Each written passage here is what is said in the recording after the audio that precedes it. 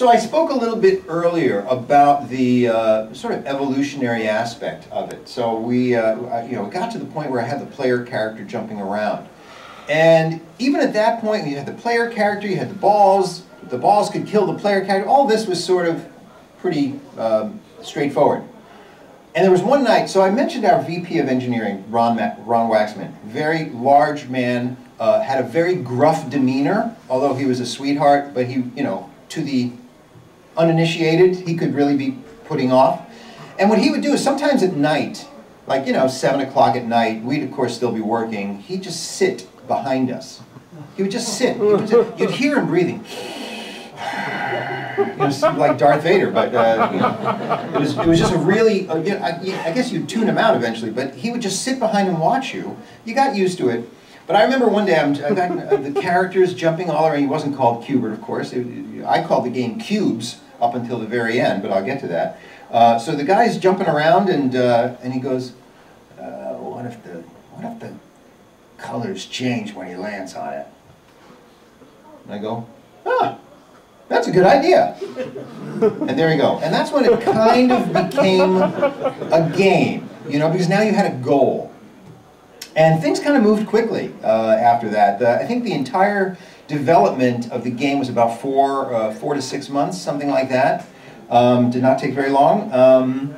The elements, the discs, the spinning discs, I believe that was a Jeff Lee thing. The other thing is, ideas came so quickly, it was really hard to know where they were coming from. The cartoon balloon. I should also mention the sound. So basically, when I think of those days, and even at the time, I always felt there was a core of 3 of us who take ownership in this game. Myself, Jeff Lee, who is the graphic artist, and who was invaluable in just being a sounding board, giving feedback, having ideas, and listening to my ideas. And then Dave Thiel. Dave Thiel was our sound guy. He created the sounds. Now at the time, technology back then was kind of limited, but there was a chip, a little integrated circuit chip that we had in our soundboard that could make human phoneme sounds. Phonemes are the little pieces that add up to a word. So, f is a phoneme. Ah is a phoneme. You add these phonemes together, you get a word. But it doesn't sound very good. Because if you think of the word word, it's like woo, duh. And you put it together and you get ooh, duh. It doesn't sound very good. So these speech chips created this speech that just sounded horrible. It just didn't sound like real speech. So Dave hated these chips. But he thought, brilliantly, okay, this game might actually be a perfect use for it. And what he decided to do was play these phonemes randomly. So when Qbert needed to talk, he would just literally use some random number algorithm and randomly play phonemes strung together. People are always asking me, okay, but isn't he saying this, and isn't he saying that, and isn't he cursing? And the answer is not intentionally. It might be. Definitely not intentionally. There's only, I think there's only 2 things that Qbert says. When you power the machine on, he says, hello, I'm turned on. That's one. And then I think after you put your initials in the high score table, he says, bye-bye. That's the only programmed speech in the entire game. The enemies, so we've got Coily, the snake, and it was Jeff's idea to have guys coming from the other direction. And I resisted that because, again, I wanted it to be easy. But, it was a little bit of a challenge for me, and I took it. And I said, okay, I'm going to try to make this work. And the other thing is collision detection, because although Qbert is a pseudo 3D game, it appears to take place in a 3D space. It is not, and we had no 3D hardware back then. So everything had to be sort of like kludged and faked. But I did take the challenge, and I did like the way that turned out. So we have Ugg and Wrongway who are coming down from different gravities. Their gravities are on the other axes, and there you have a game. So let me show you a couple of things. I have some photos. So this is actually a Cupid calendar that's one of the artists made. I'm pretty sure it was Chris Brewer, who is a programmer who made Mach 3 later on. I think he actually made this, and it was an entire calendar. We had them posted around, little cute things. There was also a Qbert coloring book, which I have something of, I think here too. Yeah. Yep. And of course, everything was puns on the letter Q. Now, I haven't gotten to the story of how Qbert was named, so I should get to that. I will also say this. Qbert, in a sense, was based on Pac-Man. I told you how I like Pac-Man. But I always felt, and I don't know even that this was conscious, but I do feel there's a lot of resemblance in the design of Qbert to Pac-Man, which maybe not be obvious because it's visually different. But if you think about it, Pac-Man eats all the dots until they're gone, and then the screen, and then you're done with the round. Qbert, you change all the colors of the squares. Pac-Man has the tunnels to escape. Qbert has the discs to escape. You know, Pac-Man is chased by the ghosts, Qbert is chased by Coily, so, you know, anyway.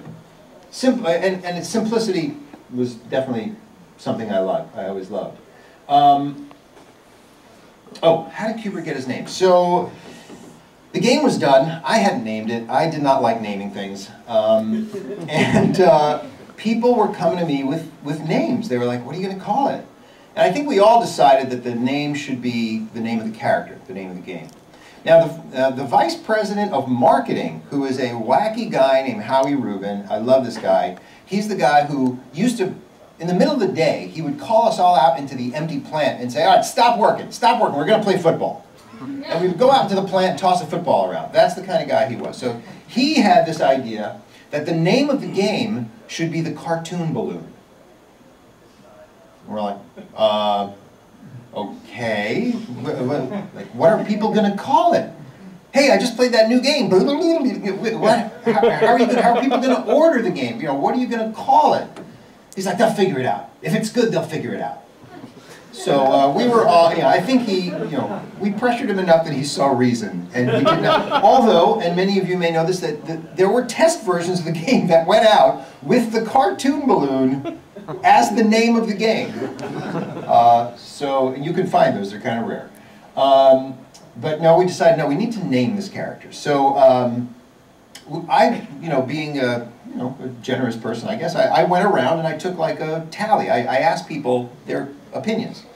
I got a list of probably 2 pages, handwritten, pages, 50 names on each page. I mean, everybody had an idea for what to name this character. The only one that sticks out that I remember, because I just thought it was ridiculous, was Arnie Aardvark. I don't know. Arnie Aardvark. He's not really an aardvark. No. Anyway, luckily, none of those names happened. And we had a meeting. And I'll never forget this because it was the most surreal experience. It was a bunch of grown men sitting in a conference room. There's probably 8 of us, there's me and Jeff and Dave and people, the VPs and some other middle management people were sitting around a conference room table talking about what to name this character. Well, this conversation went on for 2 hours. And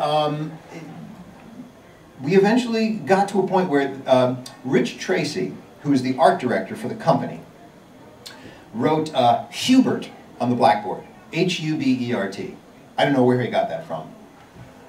Came out of the ether. Qbert. Like, okay, it's a name, right? But then somebody was like, wait a minute. It's a game with cubes. What about Qbert? So it's a play on the cube. So he changed the H to a C. Now it's Qbert. And then Jeff Lee, no, it wasn't Jeff Lee, it was somebody else decided to put a Q instead of the C-U. And it became Qbert with the letter Q, and then it was Jeff Lee that put the asterisk. Because it was Q-Bert, and then it became Q*Bert. And seriously, everybody in the room was just like, that's it. It was like one of those crazy moments. It's something everybody agreed. So the name was Qbert. I should, and then, let me see if I have another one of these here.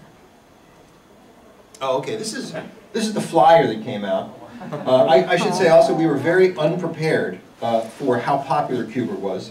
When we first did the game, we put it out in arcades. That's one of the ways we tested games. And we would watch people play.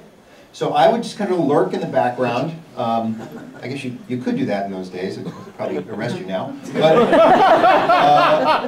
But kids would come up to the game in an arcade, and I'd be lurking in the background watching them. And but that's not true. No, back in the days of arcade games, people watched other people play arcade games, so that was actually a common thing. But I would watch people, and they'd walk up and they'd put a quarter in, and they would push the joystick, and he would go behind the pyramid, and they would die. And they'd go,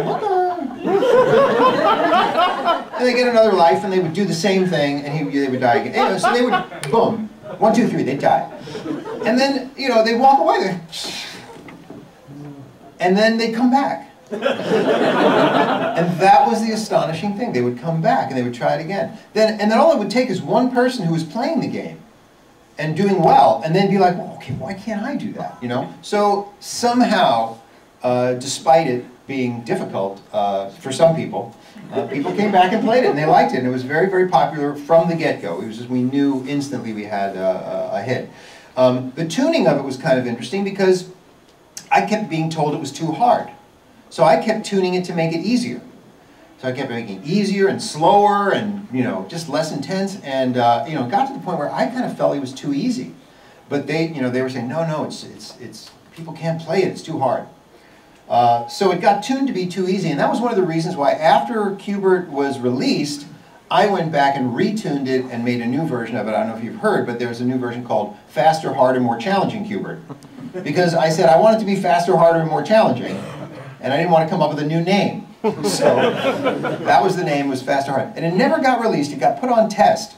But it got put on test so close to when Qbert was released that, you know, people were still playing Qbert and learning Qbert, and they weren't ready for it. I don't know why they didn't release it another 6 months later, but for some reason it was like, no, they just shelved it.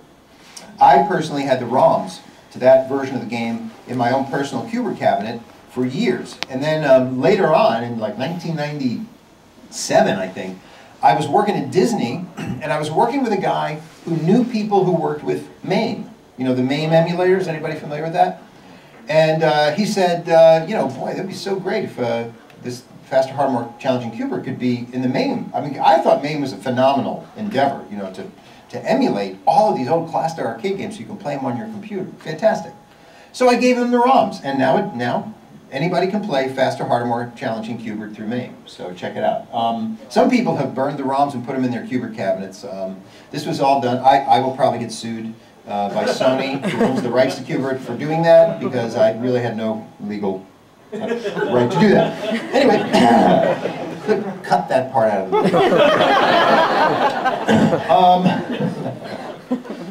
you'll also notice, if anybody's played the game, at the very end of it, it says, if you put in your initials in the high score table, it says, welcome to the Noser Elite. The Noser Elite. So there was this joke we had going on. It was Tim Skelly, who programmed Reactor, who created this term Noser. At the time, Second City TV was a very big thing. I don't know if any of you have heard of it. But Second City TV, Rick Moranis and a bunch of other, Joe Flaherty, a bunch of other people had a TV show. It was very funny, and they did, there was these two guys called Bob and Doug McKenzie, who were Canadians, and they called each other hosers. They're, hey, you hoser. So they were called, that hoser was in the zeitgeist, and so it was a small jump to Noser, and so Noser became a little thing we would call Qbert, and it got into the high score table. Here's just a magazine cover. Again, just to, you know, Qbert was so insanely, thank you, so insanely popular when it came out. I mean, it really took us all by surprise. But here's just a magazine cover that features Qbert. There were a lot of these games magazines. Let's see, can you still hear me? Now this one's amazing. This is Glamour Magazine. If you look down here, this is in Glamour Magazine in August of 1983. So the game was finished in 1982. It started to roll off the assembly lines at the end of 1982, and it filtered into arcades across the country in early 1983. So by mid-1983, it was everybody pretty much knew Qbert. This is from a newspaper. It's the High C Qbert Sweepstakes. There were all sorts of tie-ins. It was kind of insane. By the way, I don't know if anybody's aware, but Qbert had his own cartoon show on Saturday mornings. Is anybody aware of that? Huh, guess what? I have a clip of it.